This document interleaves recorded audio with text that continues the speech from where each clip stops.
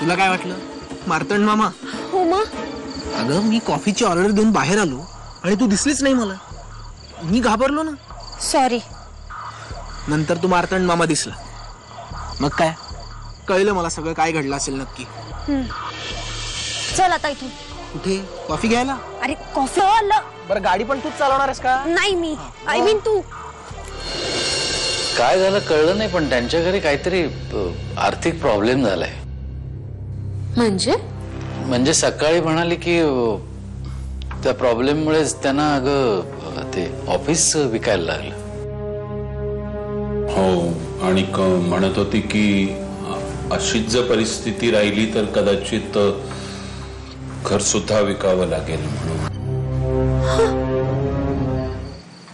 हे अमृता तू स्कार्फ काढ ना. नको राहू दे. अगं तो गेला मार्तंड मामा. कशाला? हे अमृता काढतो. नको. तू उगाच अतिरेक करतेस माहितीये. हे बघ आपण पुण्यात आहोत. इकडे कोणी ना कोणीतरी ओळखीचं भेटणारच आहे ना. मला कोणत्याही प्रकारची रिस्क घ्यायची नाहीये. बरं मग तो स्कार्फ थोडा खाली तरी कर. का? हे कसं आहे ना मला तुझा चेहरा दिसत नाहीये कळतंय. बरं चिडू नकोस. काकू काय करता तुम्ही हे? काय ग तुम्ही बसा बरं इथे. अगं काय हवंय तुम्हाला ते मला सांगायचं. एवढं काम करू शकते मी. नाही तुम्हाला जे काही हवंय ना ते मला सांगा. अण्णांनी आणि काकांनी तसं स्ट्रिक्टली सांगितलंय मला. वा छान. म्हणजे हॉस्पिटलच्या तुरुंगातून सुटून मी या तुरुंगात आले म्हणायचं. हो. हे घ्या. हे काय? ह्या तुमच्या गोळ्या आहेत सकाळ संध्याकाळच्या.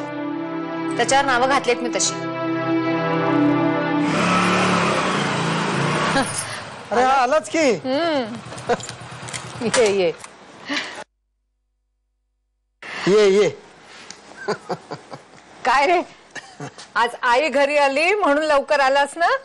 हो नाही तर 2 दिवस आई कुठे? हा हो अरे सारखा बाहेर बाहेर असतोस.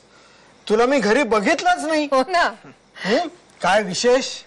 हो कामाला सुरुवात केली आहे. अरे वा छान छान छान छान.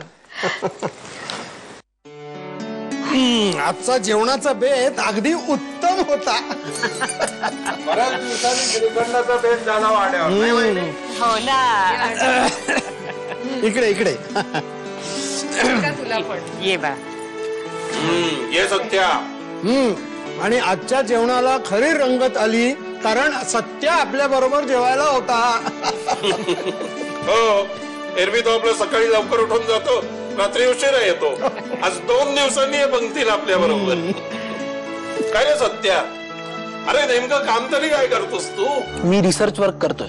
म्हणजे तुझं काम असं प्रयोगशाळेत वगैरे काम करण्यासारखं असतं का?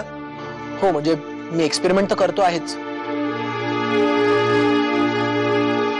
पण आता मी कोटकरांबरोबर त्यांच्या कारखान्यात काम करणार आहे. कोटकर? तुला दुसरं कोणी मिळालं नाही कोटकरांशिवाय?